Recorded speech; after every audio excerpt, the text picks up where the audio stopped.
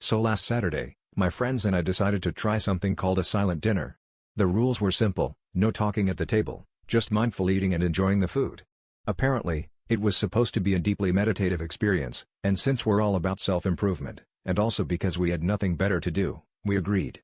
It started off fine, some nervous giggling, a few exaggerated eyebrow raises, but we managed to keep quiet as we passed around bowls of spaghetti and salad like we were in some kind of monk commune.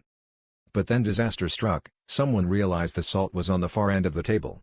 Now, under normal circumstances, you'd just say, "Hey, can you pass the salt?" But in the sacred halls of silent dinner, this was forbidden. My friend Sarah tried the old mime routine, pinching her fingers and shaking an invisible shaker over her plate.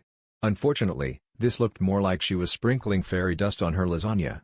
Mark, never one to shy away from theatrics, interpreted this as a signal to do his best Marlon Brando impression, pretending to be the Godfather making an offer we couldn't refuse.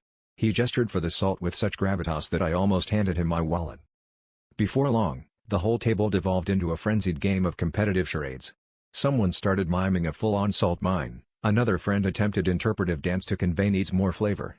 I tried to pantomime a salt shaker, but my hand cramped mid-shake and I accidentally launched a fork into the bread basket.